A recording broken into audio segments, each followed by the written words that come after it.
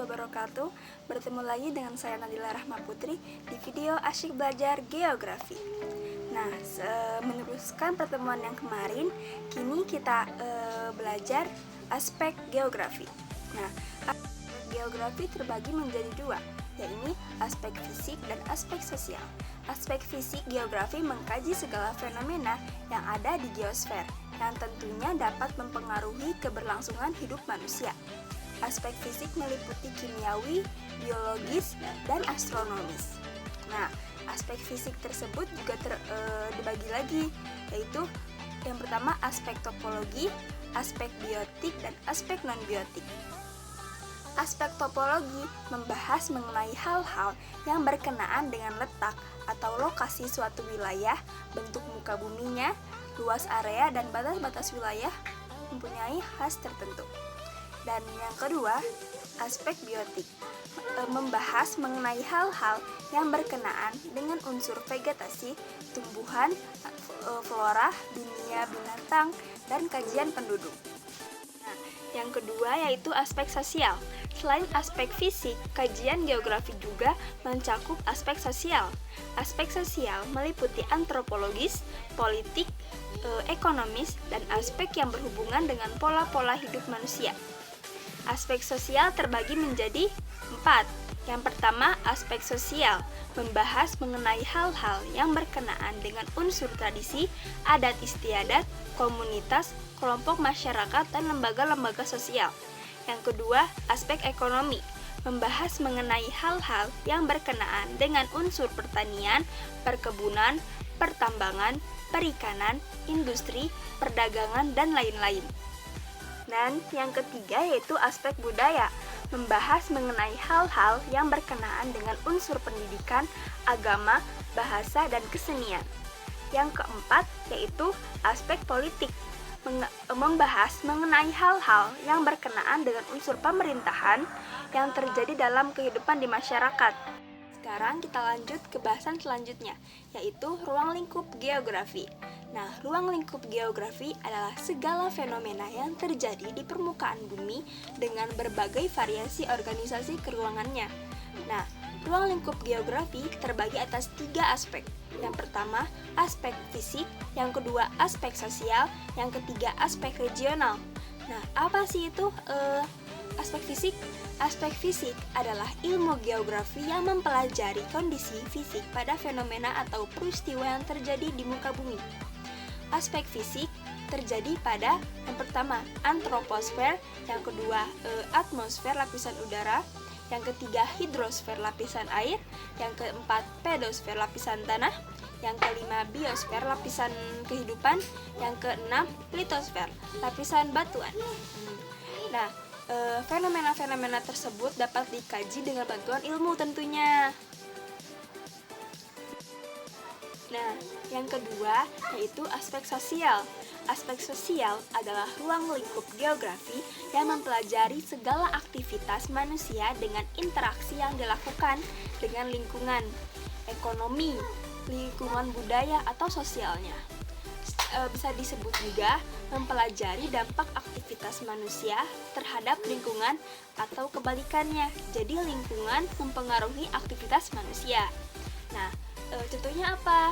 Pola pemukiman masyarakat di tepi sungai, kepadatan penduduk, pengaruh tingkat kesuburan tanah juga itu. Nah, yang ketiga yaitu aspek regional.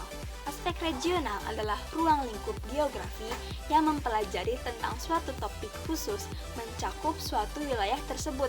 Bisa dianggap juga sebagai bahasan menyeluruh dari aspek-aspek di atas, seperti aspek sosial dan aspek fisik. Contohnya apa?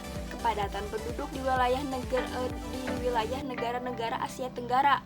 Terus yang kedua, pola persebaran masyarakat etnis Melayu. Yang ketiga, persebaran curah hujan di Indonesia juga termasuknya seperti itu.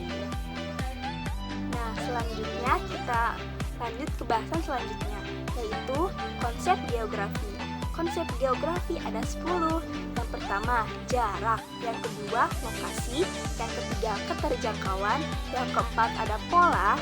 Yang kelima, ada aglomerasi. Yang keenam, ada morfologi. Yang ketujuh, ada nilai kegunaan. Yang kedelapan, ada interaksi atau interferensi. Yang kesembilan, ada diferensi areal.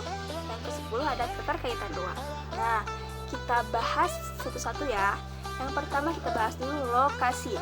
Apa itu lokasi? Lokasi atau letak adalah suatu tempat di daerah di mana adanya keterkaitan suatu objek di muka bumi. Nah, secara umum konsep lokasi dibagi menjadi dua, yakni lokasi absolut dan lokasi relatif. Lokasi absolut adalah letak suatu daerah dilihat dari garis lintang dan garis bujur.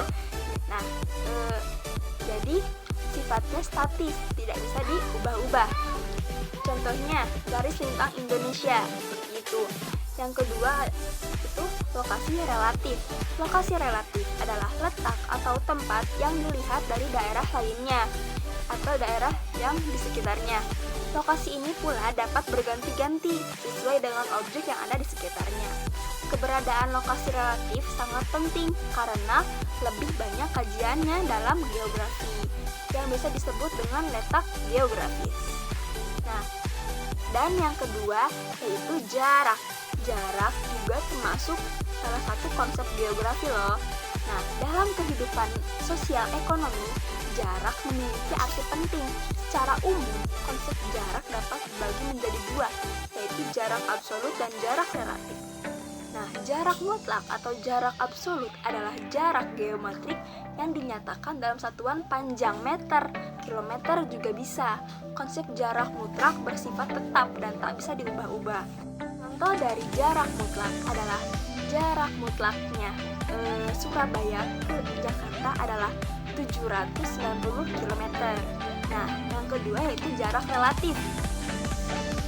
Jarak relatif adalah waktu yang diukur dengan satuan waktu, hari, jam, detik, menit, sekon, atau lain-lainnya.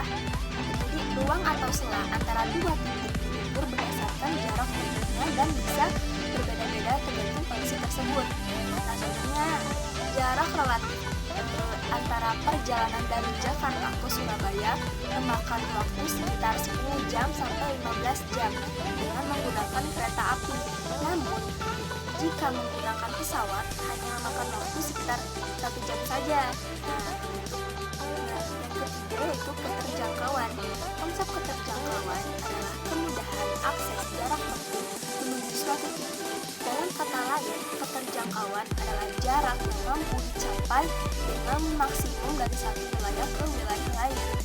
Nah, hal yang harus diperhatikan dalam konsep keterjangkauan adalah sarana dan prasarana penunjang yang ada. Yang keempat yaitu pola. Pola adalah bentuk struktur dalam persebaran fenomena atau kejadian di permukaan bumi, baik gejala alam maupun gejala sosial.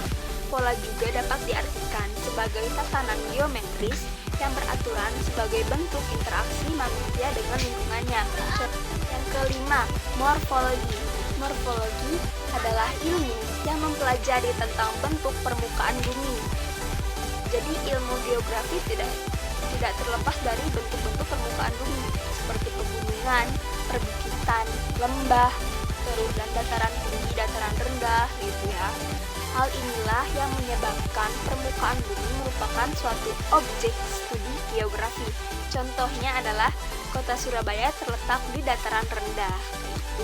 Dan yang keenam adalah aglomerasi, adalah kecenderungan pengelompokan suatu gejala yang terkait dengan aktivitas manusia.